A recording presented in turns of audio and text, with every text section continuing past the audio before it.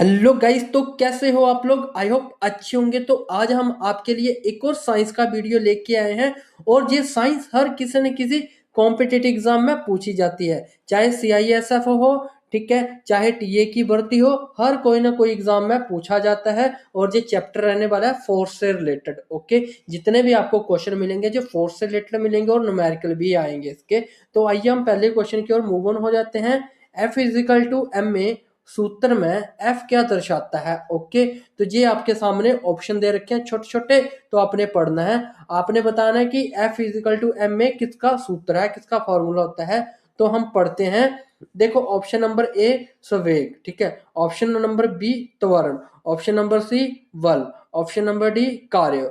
ठीक है, तो क्या इसका राइट आंसर हो सकता है? अगर आपको पता है तो आप कमेंट कर सकते हो, अगर नहीं पता है तो आपको मैं इसका आंसर बताऊंगा। ओके, और साइड में इंग्लिश में भी दे रखा है, ये भी आपने पढ़ लेना है।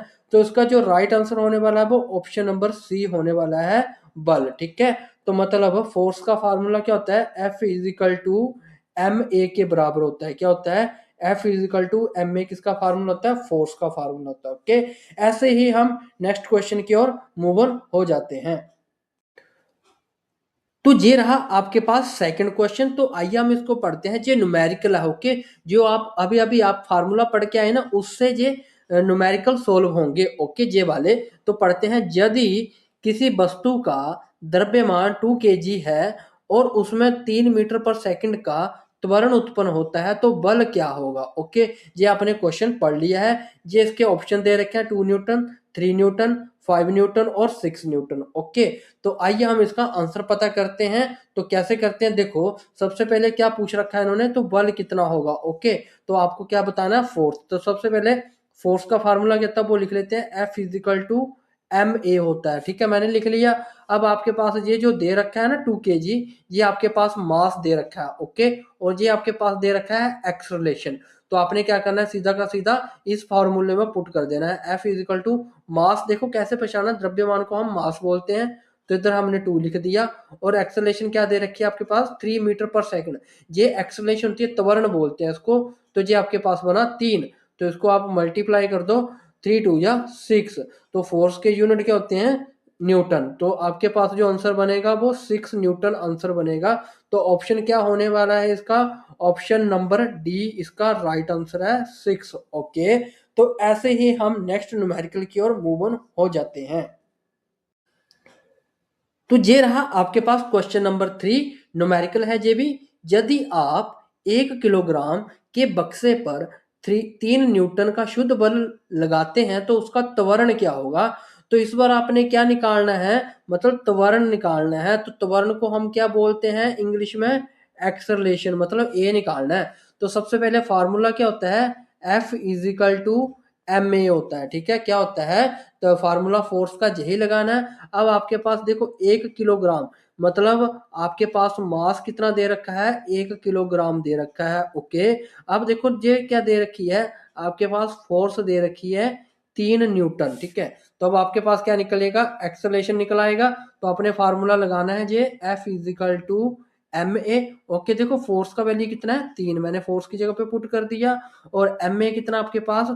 1, तो मैंने 1 पुट कर दिया। और ए आपके पास नहीं है। ठीक है, तो ए तो निकालना है। अब देखो ये इसके डिवाइड में चला जाएगा, ए निकालोगे तो ये इसके डिवाइड में चला जाएगा।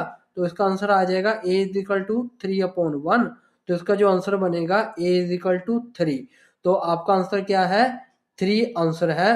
तो ऑप्शन में कहीं पे भी नहीं है, ना तो ये ऑप्शन नंबर ए है, ना तो ये ऑप्शन नंबर बी है, ना तो ये सी है।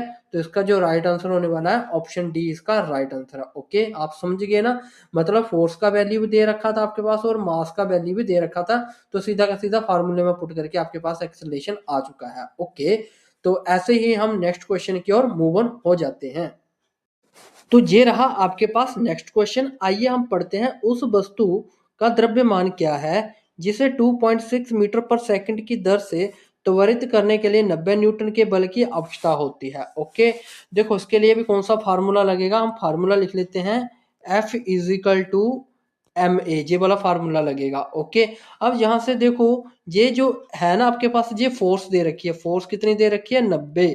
ओके, और ये जो दे रखा है ना आपके पास एक्सेलरेशन दे रखा है, तो एम आपने निकालना है, तो एक्सेलरेशन इधर पुट कर दो ना 2.6। ओके, मैंने पुट कर दिया। अब क्या करना है, आपने एम निकालना है, तो हम एम को इधर रख लेते हैं इक्वल टू, जो भी ये मल्टीप्लाई में होता है ना बच्चे, ये कहाँ चला जाता है, डिवाइड में चला जाता है, और 9 ऊपर आ जाएगा। अब देखो नीचे का पॉइंट टूटेगा तो ऊपर 10 चला जाएगा, ऊपर 900 बन जाएगा, नीचे बचेगा 26। ओके, अब आपने क्या करना है, देखो एम निकलेगा, 900 को 26 के साथ डिवाइड करोगे तो 34.6 kg आ जाएगा इसका आंसर। ओके, तो आप डिवाइड तो कर ही सकते हो। ओके, तो इसका जो राइट आंसर होने वाला है वो ऑप्शन बी इसका राइट आंसर होने वाला है। ओके, तो देखो कितने सारे आपको न्यूमेरिकल मिल गए हैं। तो ऐसे ही हम नेक्स्ट क्वेश्चन की ओर मूव ऑन हो जाते हैं। तो ये रहा आपके पास क्वेश्चन नंबर 5। तो आइए हम पढ़ते हैं। एक डोरी से बंधे पत्थर को एक वृत्त में घुमाया जाता है, तो केंद्र की ओर लगने वाला बल क्या है। ओके, मतलब इसके केंद्र में कौन सी फोर्स लगती है ये आपने बतानी है। ओके, तो ऑप्शन दे रखे हैं आपके पास, अभिकेंद्रीय बल, अपकेंद्रीय बल, घर्षण बल या गुरुत्वाकर्षण बल। ठीक है, तो क्या हो सकता है इसका राइट आंसर। जो इसका राइट आंसर अगर आपको पता है तो आप कमेंट कर सकते हो, अगर नहीं पता है तो हम इसका आंसर हम बताएंगे आपको। ओके, तो इसका जो राइट आंसर होने वाला वो अभी केंद्रीय बल है। ओके, अभी हम इसका ना आपको एक फार्मूला भी बताते हैं सेंट्रीपिटल फोर्स का। ठीक है, तो सेंट्रीपिटल फोर्स का एफ के पैरों में सी लगा लेना। तो उसका फार्मूला होता है एम बी का स्क्वायर ओवर आर, तो ये फार्मूला होता है इसका। ठीक है, तो F is equal to M V का स्क्वायर ओवर आर, ये सेंट्रीपिटल फोर्स का फार्मूला है। ओके, तो अभी केंद्रीय बल का ये फार्मूला है। ओके, तो ऐसे ही हम मिलते हैं नेक्स्ट वीडियो के साथ, तब तक के लिए bye bye and take care.